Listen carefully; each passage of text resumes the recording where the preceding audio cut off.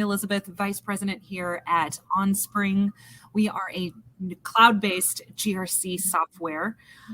We help customers with tracking, reporting, analytics, automated workflows for anything related to governance, risk, and compliance. Today, we have some very special guests.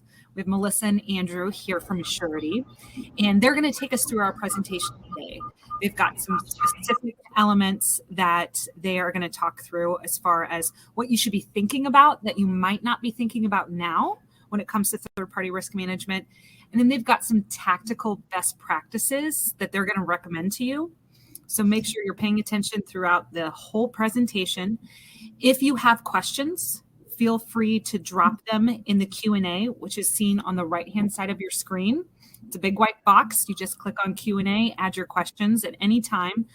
If they're really relevant and have to be covered in the moment, we'll do that. But at the end, we'll cover everything that still needs to be addressed. We are recording today's presentation. You will receive a copy of this after the event is over. There are not specific CPE credits offered for this, but if you're interested in some type of educational program, hit me up later and we will reach out to you about it. So Melissa and Andrew, I'm going to let you guys take over. I'm excited to hear what you guys are going to say today. Awesome. Thank you so much, Emily. Hello, everyone. My name is Melissa Ryan. Looking forward to spending some time with you today. Thank you for joining us. Andrew and I are hoping to share some good information with you. Third-party risk management, of course, is a very broad and deep topic, more than we can cover in the time today. But my hope is that you can take away at least a couple of tidbits, some questions, some useful information that you can take back even today or tomorrow to get started, right? So that's our goal here. The learning objectives, just to cover real quick, we're going to talk through things like the stakeholders and some of the governance-related components. Emily mentioned we're going to go through some best practices. We do have some tactical examples we want to show you, hoping you could take away some good things from that. And then talking about kind of what that overall life cycle looks like, right? Get an understanding of where do we need to be thinking about risk points overall in our third-party management process. A little bit of background about me. I lead our Assurity team. So Assurity provides compliance-related services. We help our clients simplify compliance, manage risk, and protect their data. Third-party risk management, obviously covering a broad variety of each of those areas. And we work with clients across a number of different industries. So we hope to be able to share something that's applicable to the broad audience that we have here today. Andrew, you want to say a quick hello? Hello, everyone. My name is Andrew Howard. I've worked with some sort of IT security or compliance for over 20 years. I like to say that I protect people. People's data is important. It keeps them safe. And I like the industry because there's really no competitors in cybersecurity and cyber risk. You've got to work together to keep each other standing up and keep each other moving forward and safe. So yeah, I look forward to passing on some information today. All right, so we're going to jump right in. We've got a few different topics we're going to cover. We have some polls to get some information from you a little bit in the conversation. And then, as Emily noted, we will wrap up with Q&A. So we're going to get started. Andrew, can you kick us off? Sure. So let's just do a real basic overview of what third-party risk is. Third-party risk is it's analyzing and minimizing risk associated with outsourced vendors or service providers. So this would be anything from a company you've hired to answer support calls for you, to API calls inside software to passing information back and forth. So they are a third party that's handling your data or is handling something that is important to you. It might be reputational, it might be environmental, it might be financial, or it might be some sort of other security risk. Obviously, it's very broad, as Melissa mentioned early on. The reason it matters is because failure to handle these third-party risks it can have a big effect on your company. Again, reputationally, it can affect your company. It can steal your clients' financial data, health data. It could stop your supply chain. So any sort of third party that works in your environment, the goal is to identify them and start looking at what they do. So defining third party, what is it contractually from a relationship perspective? What is it where, from the data sharing, extended partners. So don't put data in places that you shouldn't have data. And this comes for training as well. It's you track this, but it's also training your staff. Hey, I need to modify a PDF, and you take private data and upload it to a public free website to tweak a PDF. That's probably not a good idea, depending on what is contained in that PDF. So it's training, and then it's also tracking, and it's also through actual agreements with these people that you have this financial services agreement with as well. So the switch slides here. Okay. The overview of it. So we're operating in an extended enterprise model nowadays. What I mean by this is we have enterprise software that other people are taking care of. 30 years ago, we had our own Exchange servers. We did everything in-house, and that's just not the case anymore. They're becoming more and more important. These third parties are becoming more and more important to your business. Some examples there that some people don't even realize are third parties. They don't even consider it. So Google Analytics, your websites very likely run Google Analytics or Meta or some other tracking software to track visitors on your site. So that's a big one. AWS, that's an example of a cloud service provider where you've got tools, or you have and this is a big one. AWS might be a fourth party for you. So you've hired a company and you've got a piece of software that they're using, and it's a SaaS-based software, and they're using AWS. It's probably important for you to know that as well, because how are they securing their servers? And this is where managing that risk comes into play. So technology use models, data sharing, business partnerships, they're changing all the time. How they work together and both with you and with this fourth party as well. So again, I've mentioned SaaS tools moving to the cloud, and then these tracking partners as well. Okay. Oh, I think I went too far. There we go. So third-party risk overview. These third parties extend your perimeter. I've said for years that keeping your data secure inside your perimeter is no longer possible anymore.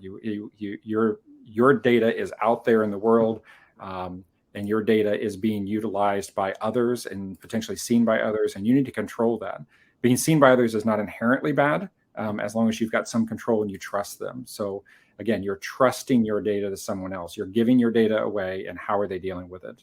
I kind of jokingly put this here. You've probably never heard of these breaches. The first one you may not have. If you've been in this industry for a while, maybe you have. This happened in 2013. Fazio Mechanical Services, they're an HVAC company. They provided services to Target stores. And what they did is they actually loaded a piece of freeware to attempt to get software off of one of their servers. They handled the HVAC system, and that allowed a hacker to get into that computer managing the HVAC systems inside the store. Well, it's not all their fault, because Target also did not subdivide their network, which means the HVAC system was on the exact same network with no security in between that and the financial data being processed inside the stores.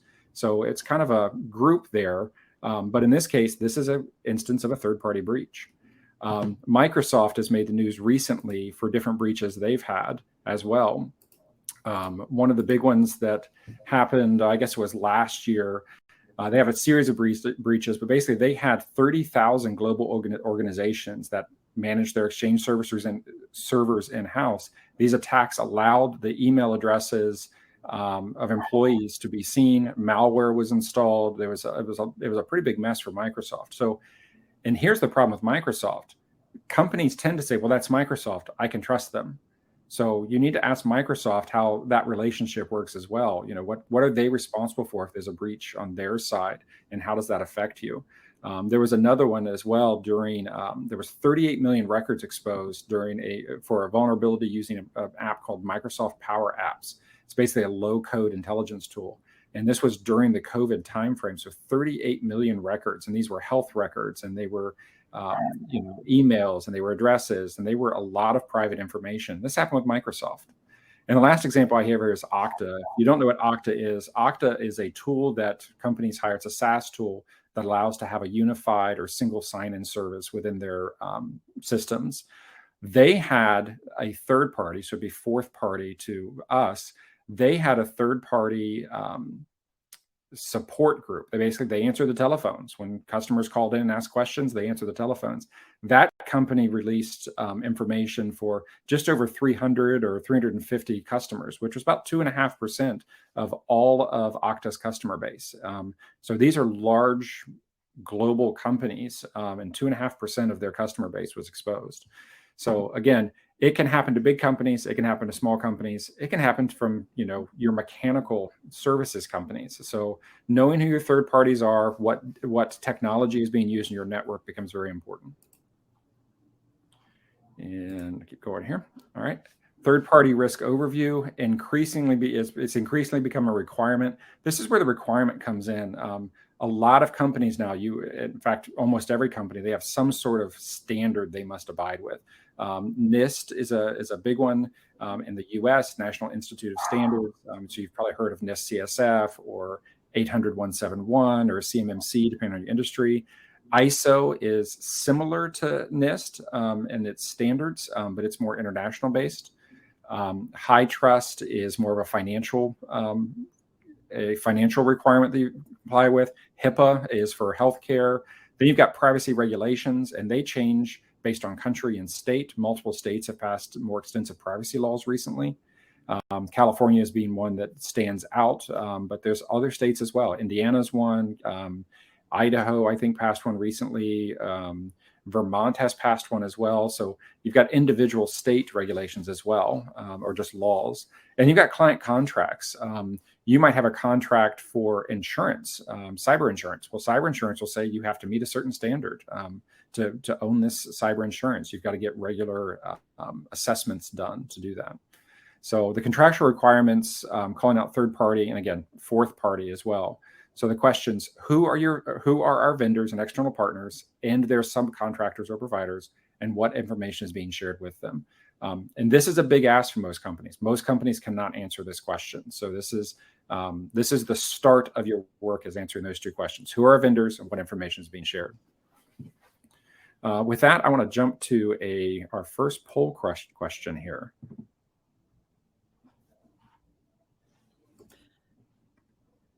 So if you can go to the polls tab, should be a button on screen, or you see it off to your right. We would love to know who owns third-party risk at your organization. See a few votes coming in. Yep. Yeah, it'll be interesting to see where this lies, because different companies do put this in different places inside their organizations.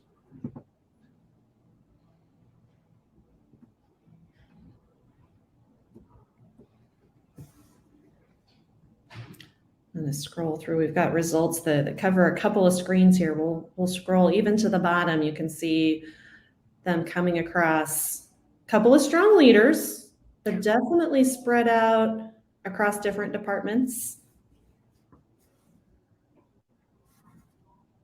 A number not defined or other, which sometimes act surprised to that, but not totally unique with what we see in the market and when we're working with clients. The accountability piece, the responsibility, the designation of ownership for this cross-functional process, sometimes a challenge in an organization, frankly, to define where does it start, where does it stop, who needs to be involved. And a lot of organizations that not defined as well, they're just kind of doing their own thing. Each of them just kind of takes their own little piece, and it's assumed that it's being done completely based on that, without a group kind of governing that to ensure it's being done completely across all departments. All right, we're going to close this poll. Thanks for those who participated.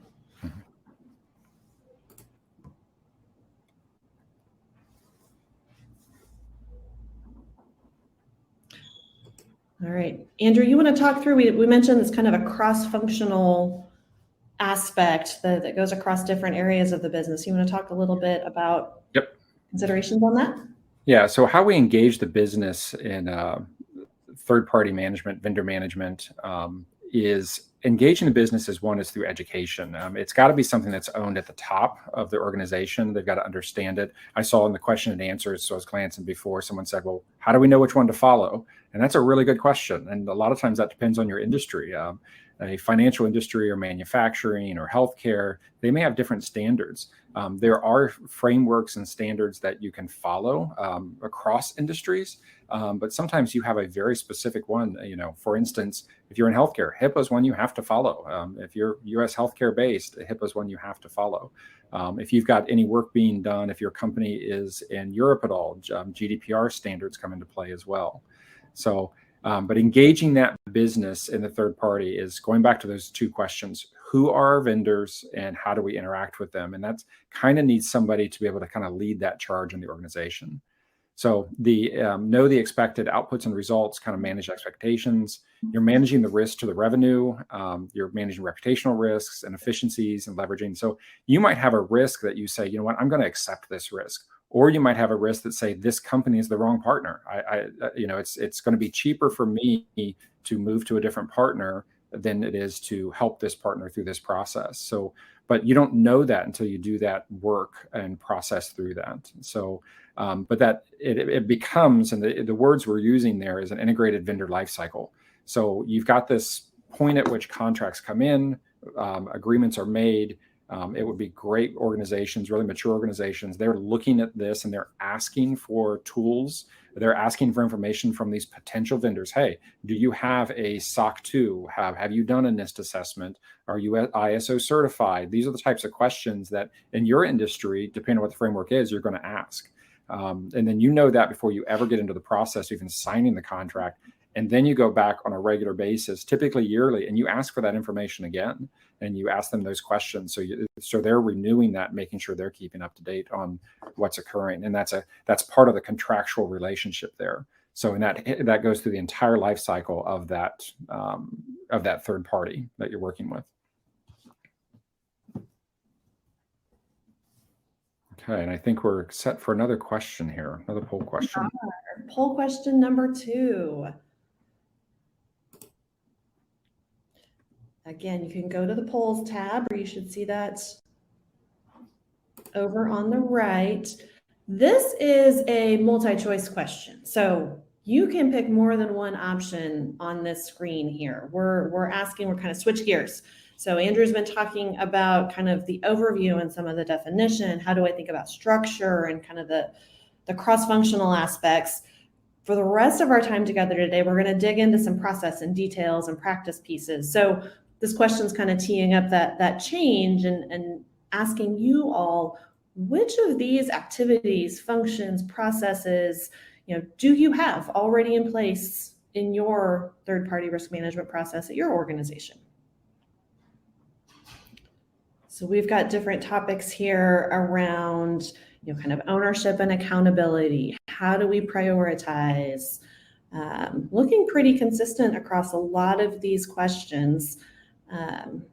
And these were teed up specifically because these are, when we think about core tenets of things we should be doing in our program or targeting to have as part of our third-party risk management program, these are elements of that, right? So if you see one on here that you kind of go, gosh, no, we don't have that, or that's a challenge for us, something to put on your list, right? To work towards, to figure out how to solution and get that in place. Most look pretty consistent. The one is kind of a lower and external source. And that's probably something we see once a program is a little bit more mature, right? Initially, we're building internally, we're working through our processes. We might get to a point where we want to pull in some external risk data or some market data.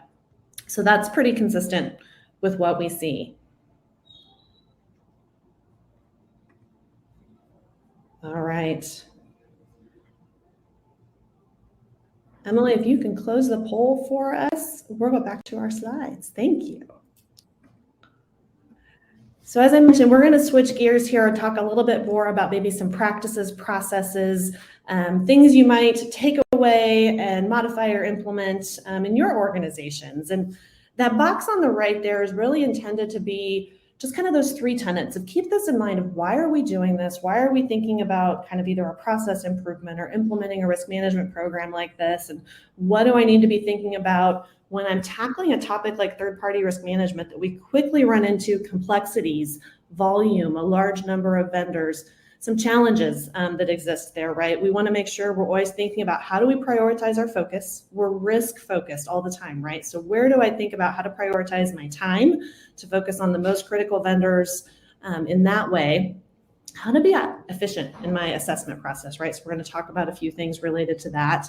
And then our overall goal is risk management. And sometimes that's information, awareness, and communication, right? As much as it is implementing a change, making sure that we as an organization are aware of and understand our risks so we can make decisions around them and around the third parties we're using and where we're sharing our data or where we're not. So a lot of the risk management process is also understanding and communicating as much as it is processes and technology and changes, right?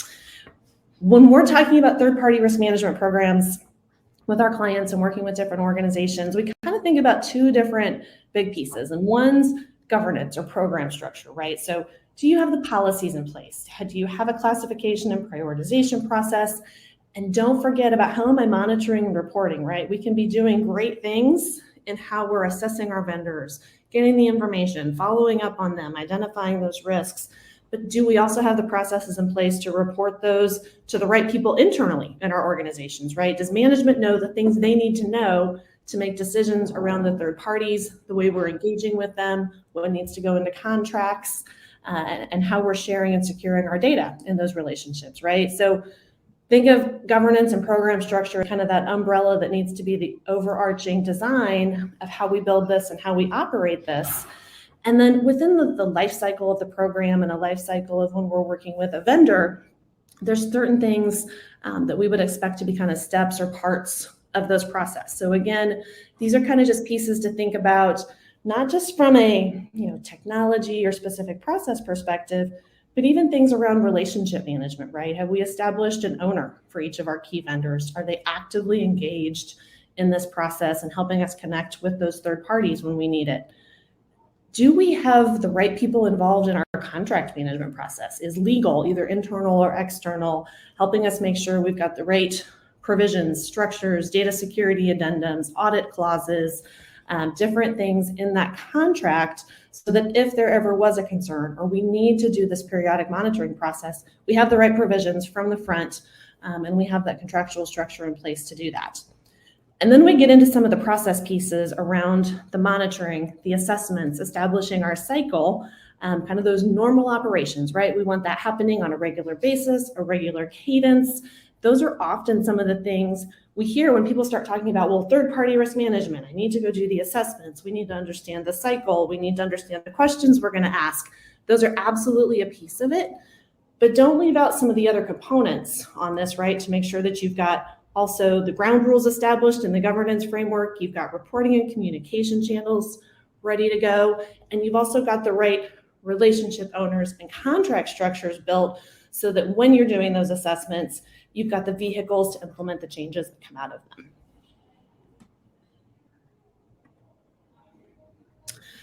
This slide is a bit of an eyesore perhaps, but wanted to share just as an example of how we think about the different components of that life cycle.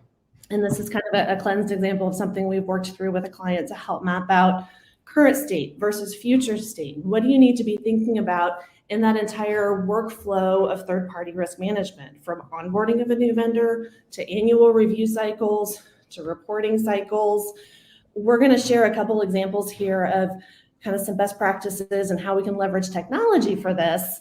But this was just kind of to show mapping out how the process works for your organization. Who are the key teams that need to be involved? Will help you identify who do we need to build into the workflow? Who needs to be involved in the assessment? Who do we need to involve in training and expectations to make sure that this is happening? Maybe it's also a sanity check for you to go, do I have all the right teams in my organization built into my third-party risk management workflow? It's beyond just the security team or IT team, right? There's others that need to be involved in the different aspects that are part of that overall piece.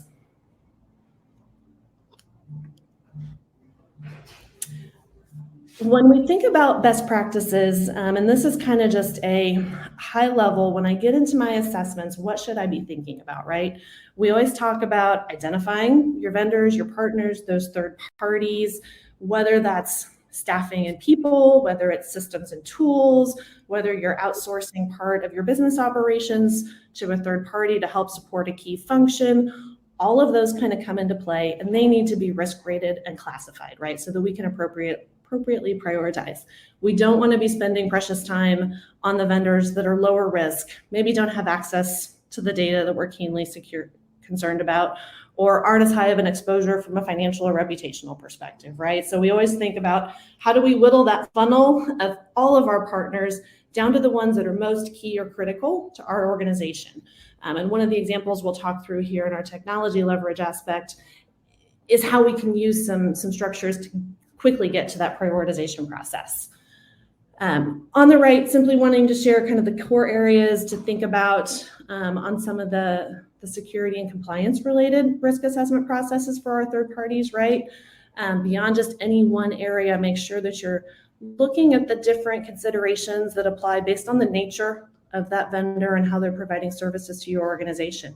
If it's a people-related service, certain things are going to be more important around background checks and how they're bringing people on and how they're accessing versus other considerations. So know that it's also okay to kind of refine or structure your third-party review process based on the nature of your relationship with that third party, right? All the same process is probably not the best approach to get the best assessment results, risk intelligence, and information to use in your organization. It's okay to modify those. It's not a one-size-fits-all process, and that's okay. One of the things we do want to highlight is thinking about how you can leverage technology. And obviously, we're here with the OnSpring team.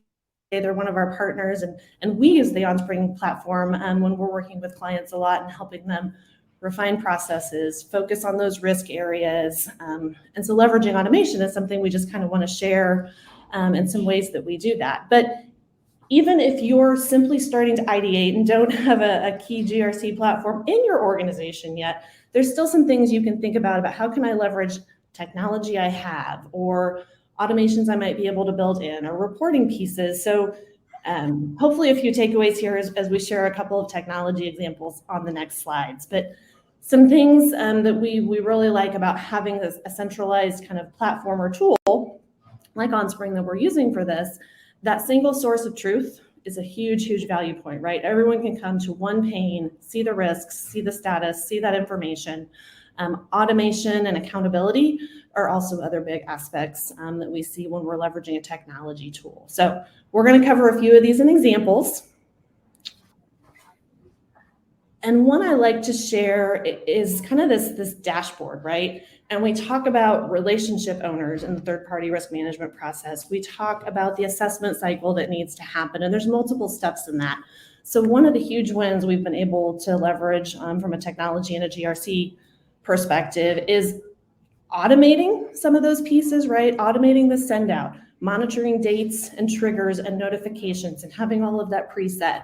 I don't have to have a whiteboard calendar, an Outlook reminder, or anything like that. I can build it all into my technology, send it to the right person, and then having a dashboard where I know what's in my work queue is super helpful, not only for me and my team, if I'm the compliance director or the security VP, my business owners can also come into a tool like this, right? So everyone's looking at the same information, working off the current status, right? They know what's in their queue. So we have found this is hugely valuable, not just for the teams operating the third-party risk management program, but their business partners as well. And management can come in and understand status, workloads, work queues, and key issues. So definitely a value point that we have found in the technology space.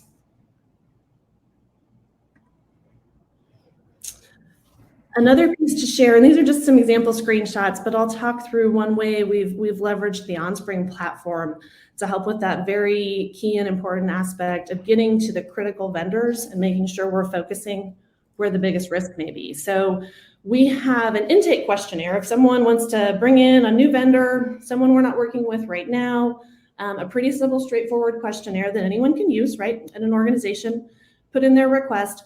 One of the things the requester is asked to do is answer a series of 10 questions around data use, financial considerations, potential impact to end clients for using this vendor, system availability, a few different things that the person using the vendor is likely going to know about why they want to use it, what they're going to use it for, how it's going to be interacting with our business. We're then using the technology to assign scores to the different responses and calculate both a numeric score and some visual indicators so that when that survey assessment comes through to the group that's going to be doing the reviews and working with that then vendor on the due diligence process, we already have some great intelligence as to where the risk areas are, what the criticality is. I know kind of where to focus my time. So simply another example of where we've kind of leveraged technology to try and both be efficient and focus on the risk areas.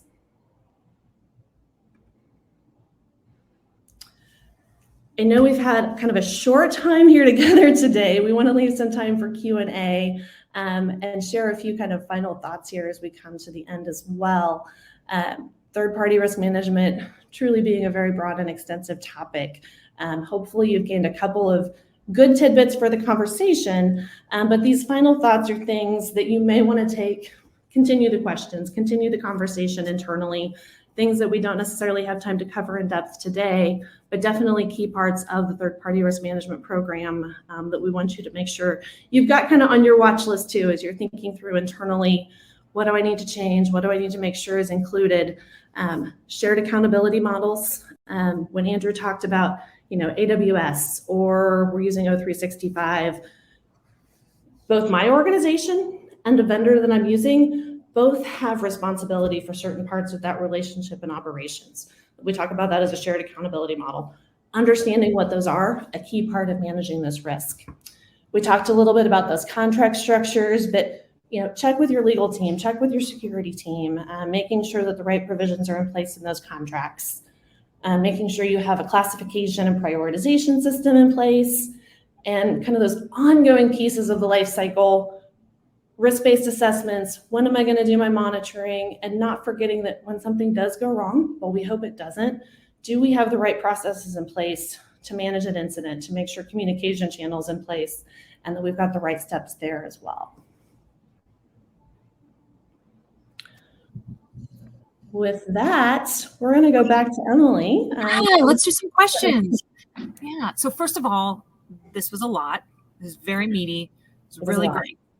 I want to unpack a couple things, and I actually want to start pretty high level, and then we'll go down into some of the really specific, detailed questions we got from people. So let's start with, let's say you're at an organization and it's got a nascent third-party risk management program. And let's say it's either non-existent or they're about to get started or brand new, but it's not very great. Where do you recommend someone starts? What are those steps that they can take that are going to get them the furthest, fastest without taking too long to develop?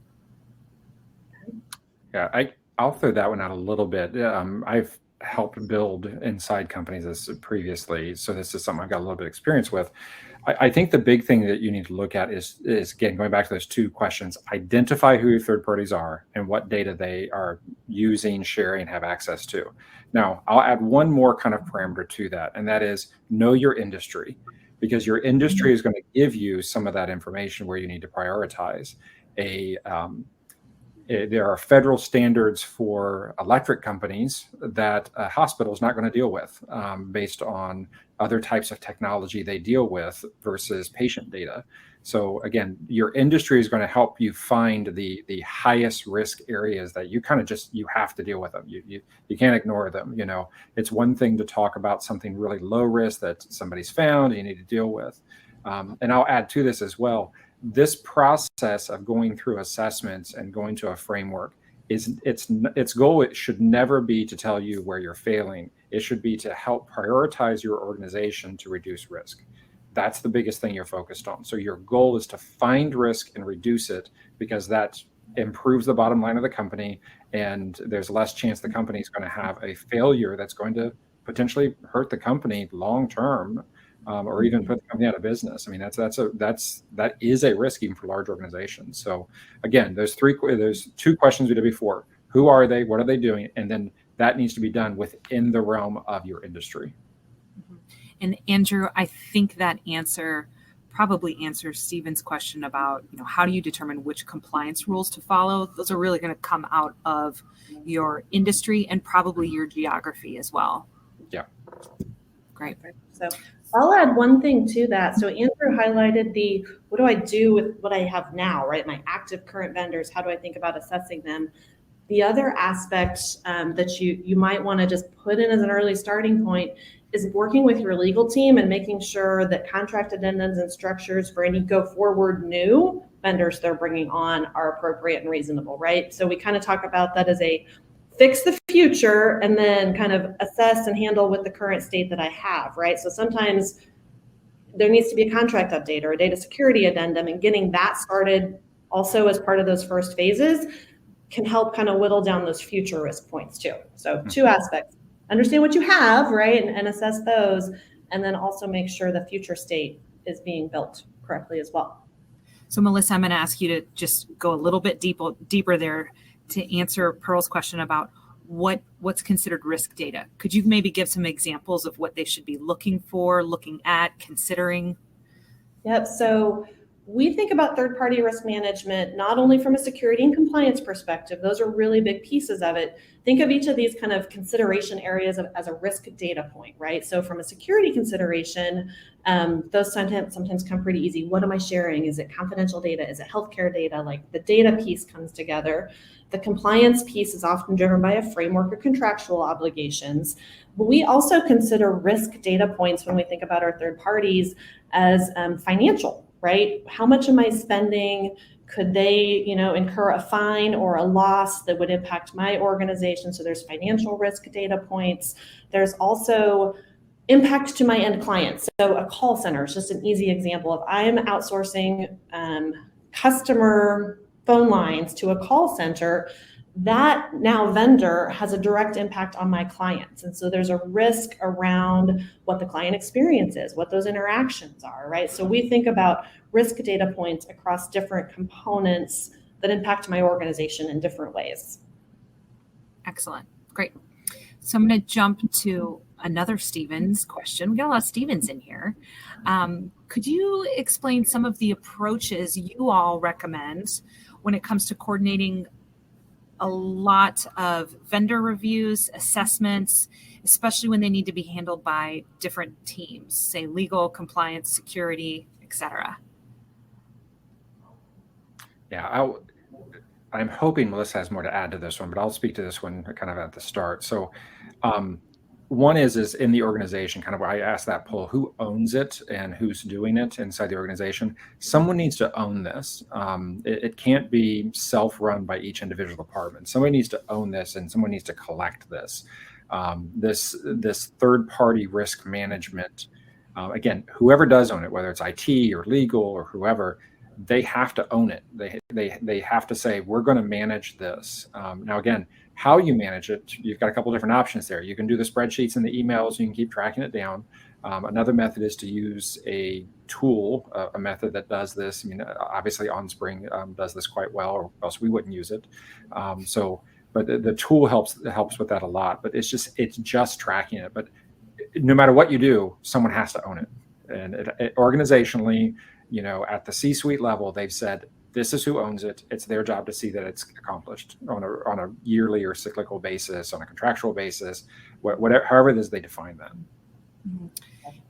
Yeah, and Andrew, I would just to kind of jump in from a tool perspective, like OnSpring does do third-party risk management, and it's not just assessing your vendors to understand what level of risk they are bringing into your organization. It's also, when you identify a risk, you're proactively mitigating whatever that risk is, whether it's you're responsible for addressing it, whether it gets assigned to another team member.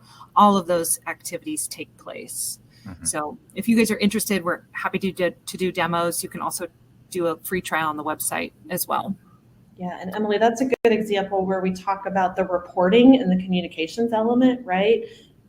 Being able to leverage a technology like OnSpring to not only do the assessment, but to track the outcomes, put that information on a dashboard or in a report in the hands of the individual who needs it. Often that's the relationship owner for the vendor. Someone really should own every relationship, right? It's a business person. They may not be part of that assessment process on a day-to-day basis, but if they want to keep using that vendor, they need to be part of the process for addressing the concern or the risk or the finding that came out of that process, right? And having a centralized information point for people to track and understand their actions, their responsibilities, and for management to see the status is really valuable in that process. I want to go back real quick to the question on kind of how do we organize all of these different moving parts. And while I know it was a little bit of an eyesore, that workflow diagram, map yours out, even at a high level, to start identifying what your current touch points are. Where do new vendors come into your organization? It may seem like that should be a really simple question, but I promise it's not. And again, having a tool or an intake process where you can direct everyone to, and then you need your stopgaps like your finance team who's going to see maybe invoices coming in. If it was a new vendor, have they been through the vetting process? Did it truly get the review that it needed, right? So kind of putting the gates around the process, right, to bring everything in so that you know you can get a standard process, and then defining the responsibilities across those different teams. This can be a very complex process, but if you even start small, get some of those key wins in there around a legal aspect on the contracts or a security review for any third parties where they're going to receive your organization's data, right?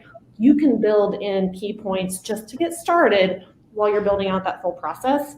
But understanding the current state of who's involved and where you want to be helps you do a current and a go forward map that can help clarify how to pull all the people together.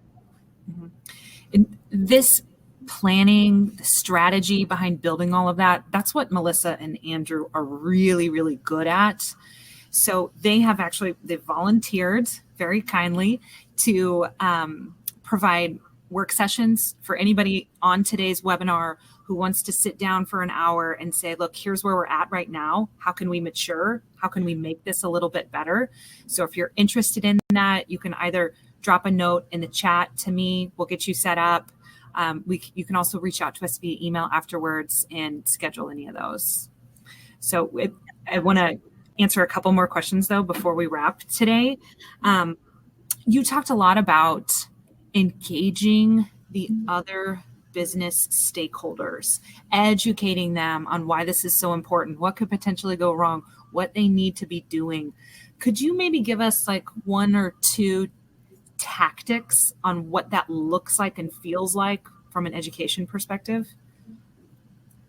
Absolutely. There's the first step is maybe even making them understand they have a role in this process, right? So one of those first educational points is defining vendor relationship owner is a term we commonly use, but get that term implemented into the language of your organization. Begin using it, and you assign a name to it for each of those third parties that come in to the request process or that you become aware of, right?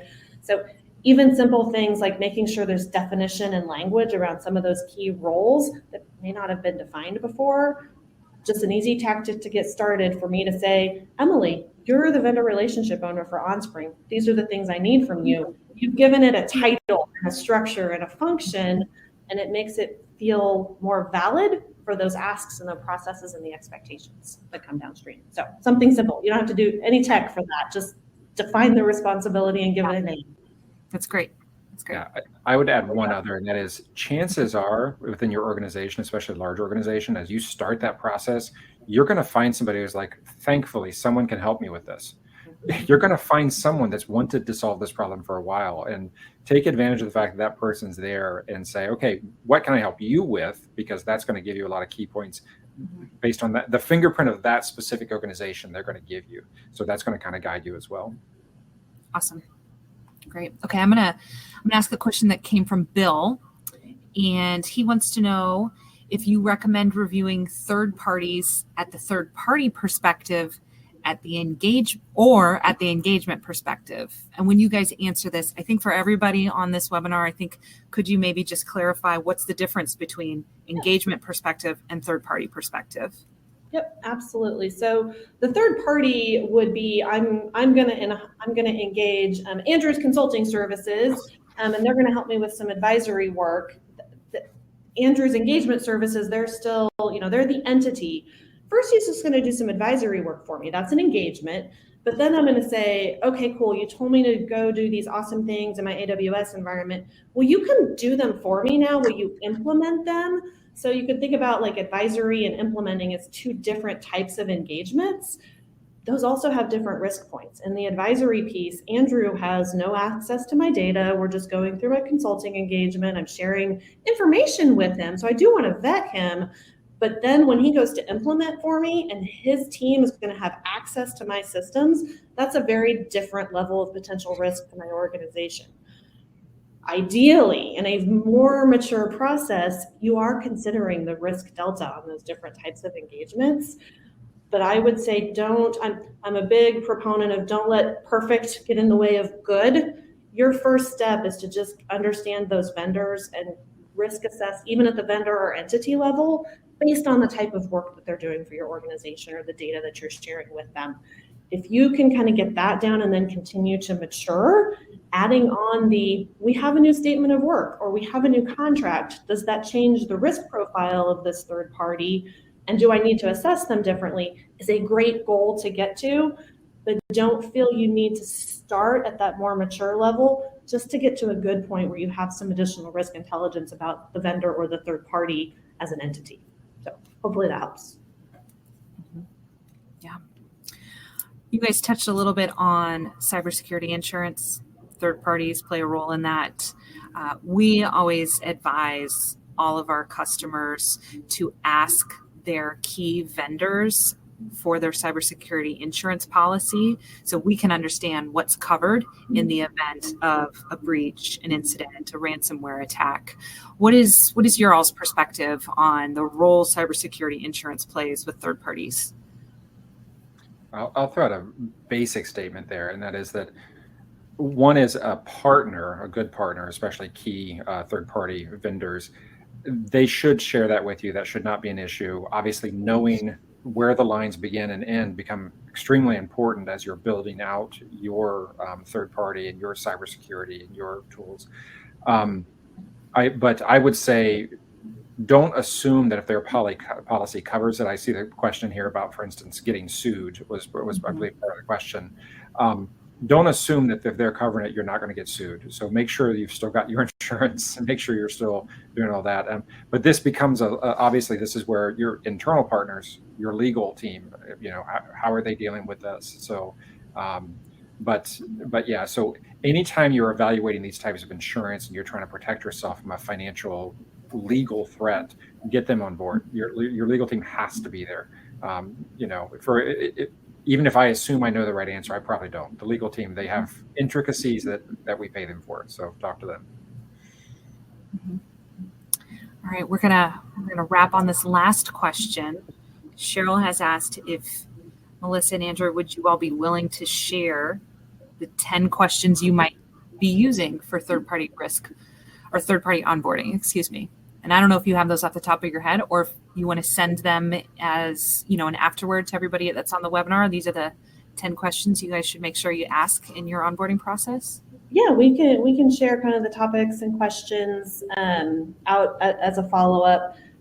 They are just the questions, right? I know, Emily, you talked about, a session to kind of brainstorm through. Cheryl, that might be a perfect conversation to have, right? Because we take the 10 questions and modify the levels and risk ratings for the organization, right? So a financial element that's really critical to one company might be very small to another, right? So think about the questions and they need to be structured for your organization, but happy to share kind of those areas of consideration, right? Because the intent of them is to cross data, compliance, client impact, reputational, financial elements, right? So they're really just intended to make sure we're thinking about that third party, across all the different potential areas that they might impact my organization.